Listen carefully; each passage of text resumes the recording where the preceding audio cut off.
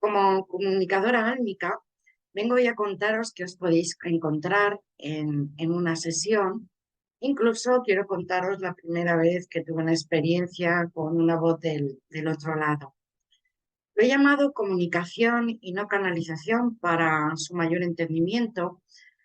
Y bueno, pues se llama canalización en tanto en cuanto la persona es un canal o intermediario para recibir y emitir mensajes o información de almas desencarnadas, tanto si son guías espirituales como guías protectores u otros seres. En mi caso, ya desde bien pequeña podía ver donde nadie veía. Y la primera vez que escuché de manera consciente una voz de un fallecido, pues tendría yo como unos 18 o 19 años y fue la voz de mi abuelo paterno. Él había fallecido unos días antes de que yo de que yo cumpliera 10 años, ¿no? Cuando yo era pequeña. Mis abuelos paternos pues vivían en un piso que estaba encima del negocio familiar, ¿no? Y bueno, pues mientras mis padres trabajaban, mis abuelos nos cuidaban. Al fallecer mi abuelo, como os digo, unos días antes de cumplir 10 años, pues mi abuela, por voluntad propia, decidió irse a vivir a una residencia y mi padre, pues, transformó ese piso, ese apartamento, en una extensión del negocio, ¿no? Y entonces montó allí un par de despachos y un showroom para poder atender a sus clientes. Cuando empecé la carrera universitaria, ¿vale? Pues era muy común que yo subiera a uno de los despachos, en concreto al despacho más grande, allí a estudiar, ¿no? Y bueno, pues el día que escuché esa voz, lo recuerdo como si fuera ayer, yo me estaba preparando, si mal no recuerdo, un examen de Derecho Civil y de repente escuché una voz muy clara, muy alta que decía mi nombre. Fue tan real, me asusté tanto, tanto, tanto que salí de allí corriendo, bajé donde estaban mis padres y nada, me quedé allí sin decir nada, ¿no? Si decía algo con el miedo a que me tomaran por estás alucinando, estás loca, ya estás con tus fantasías, ¿no? Luego haciendo un poco o intentando buscar una explicación a esa voz, ¿no? Pude recordar que la voz era de mi abuelo y no solo esto, yo no había caído, pero justo donde yo estudiaba, en ese despacho grande, era la habitación, el dormitorio donde falleció mi abuelo. Bueno, pues como os digo, nunca conté nada a nadie sobre esto para que no me tomaran por loca. Y además porque por aquel entonces yo todavía no había descubierto las capacidades que hoy en día tengo. Pasados muchos años, decidí tomar una formación de canalización para manejar esto, ¿no? Que por el momento me asustaba tanto. Y luego ya más con el tiempo, pues me formé como formadora, ¿no? Aunque, bueno, por el momento no he sentido el formar a personas, enseñar a otros. Digamos que estas formaciones me han facilitado no solo ser un canal para dar mensajes a mis clientes, sino también para acompañar a almas que han quedado atascadas en su camino. Es muy importante en este trabajo de acompañamiento a estas almas para que puedan hacer su proceso, que haya una buena comunicación con ellas, ¿no? A veces no es solo suficiente rezar un salmo, sino que en muchas ocasiones hay que trabajar con ellos para que tomen su camino, ¿no? Y bueno, pues esto precisa en muchas ocasiones tener una fluida comunicación con estas almas. Cuando un cliente llega a mí para contarme que un ser querido ha fallecido y quieren ver cómo está, pues lo primero que les pido es una foto, ¿no? Para mí me resulta bastante fácil a través de una foto conectar con la energía de ese alma y ver cómo se encuentra. Antes que nada, lo primero que le recomiendo a mi cliente es que desde el fallecimiento deje pasar 3 días y a partir del cuarto día que rece el Salmo 23 durante 13 días seguidos. Una vez que mi cliente ha realizado o ha rezado este, este salmo, esta oración, pues vuelvo a revisar y ya vemos si en la situación en la que está, si ya está eh, preparado para tomar el camino, si lo ha tomado, si está ahí enganchado. Igual que cada persona es un mundo, cada alma también lo es. Y por los casos que he tratado, pues me he encontrado de todo, ¿no? Almas que por su conciencia y estado y libres de toda carga hacen su tránsito rápidamente sin ser necesario trabajar con ellos. Pero en muchas ocasiones pues me encuentro almas que no saben que han fallecido, sea porque su muerte ha sido repentina. Me he encontrado almas que, bueno, han decidido tomar antes su camino y al dar ese paso, darse cuenta de que su dolor no ha terminado. Me he encontrado personas enganchadas en algún tema emocional o mental. Y bueno, pues en estos casos sí habría que hacer un trabajo con ellos. Entonces es súper importante el que haya una comunicación entre ellos y yo, ¿no? Para saber en todo momento qué les ocurre, qué quieren transmitir, vale, poder expresarse, poderles ayudar también con la palabra, no solo haciendo limpiezas, ¿no?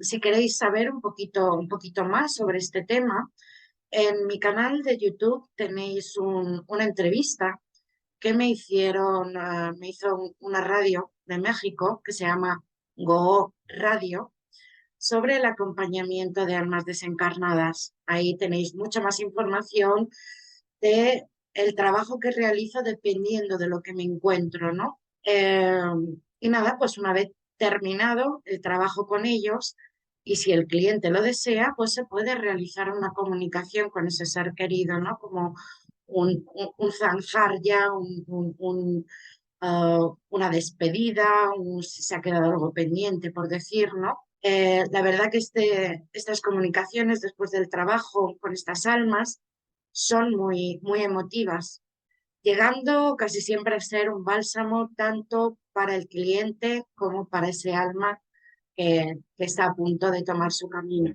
Por mi hiperempatía y mi hipersensibilidad, llego a sentir lo que ese alma quiere transmitir. Y para ello quiero mostraros unas imágenes de una sesión real, manteniendo siempre la privacidad de mi cliente y de esa alma. Eh, pero bueno, para que veáis lo que os estaba diciendo, ¿no? De cómo puedo transmitir lo que está sintiendo ese alma o cómo se encuentra, ¿no? Entonces, bueno, doy paso a esas imágenes. Nos vemos al finalizar la secuencia para seguir contándoos más cositas sobre la comunicación álmica.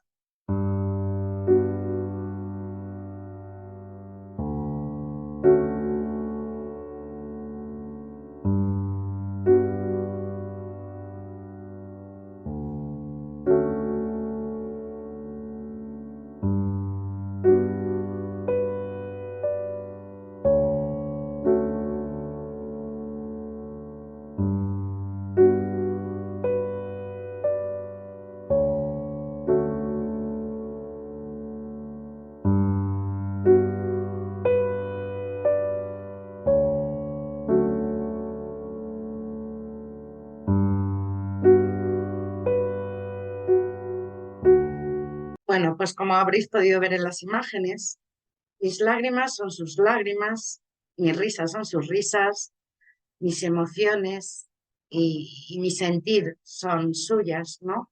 Es lo que ese alma está sintiendo en ese momento. Y así se lo hago saber a mi cliente. En el caso de que un cliente decida tener una sesión de comunicación con sus guías, pues es lo mismo, ¿no? Me he encontrado, pues, diferentes casos. Normalmente en la sesión suelen aparecer varias almas y esto no quiere decir que todos sean sus guías. Quiero deciros con esto que, bueno, pues me abro a que aparezca quien tenga que aparecer, quien deba aparecer, sin forzar nada y siempre estando muy en mi centro y con todas mis facultades plenas. En esto soy muy coherente, ya que llegado el momento, si yo siento que no estoy preparada o no me encuentro bien, porque bueno, soy humana, me puedo encontrar ese día bajita de energía o pachucha, ¿vale? Pues se lo digo al cliente, me comunico con él, oye, no me encuentro bien y reagendamos de nuevo la sesión sin ningún problema. Y quizás pues queráis preguntarme oye Marta, no te pueden engañar en los mensajes o las almas que aparecen. Y claro que sí, se puede dar el caso, ¿no? Por eso para mí es importante siempre estar en mi centro, estar bien energéticamente, ¿no? Para que esto no ocurra. Y como os digo, sí, se puede dar el caso, o incluso darnos mensajes generalizados que sirvan para todo el mundo, ¿no? Tipo, me encuentro bien, estoy muy orgulloso de ti, siento no haberlo hecho mejor. Bueno, pues todo aquello que uno quiere o necesita escuchar en ese momento.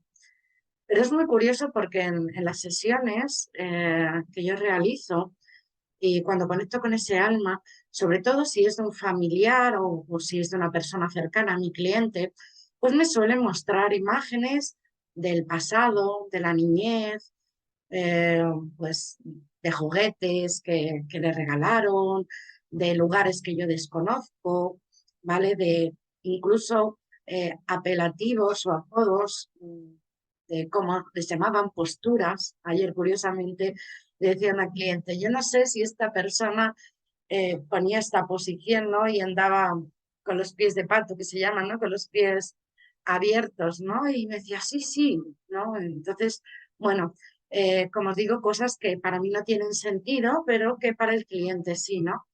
Y a partir de ahí, cuando ya hay como esa confianza o esa confirmación de que el alma que viene es familiar de mi cliente, pues ya comienzan a dar el mensaje, ¿no? Y bueno, entiendo que para las personas que es la primera vez que acuden a una sesión así, pues puede haber esa desconfianza. Entonces yo creo que esta parte que os he comentado les puede ayudar como un poco a estar más tranquilos o a confiar de que lo que se está dando es real, ¿no? Y bueno, pues todo esto es lo que os quería contar hoy, ¿no? De cómo transcurre, cómo se desarrolla una sesión de comunicación álmica, ¿no?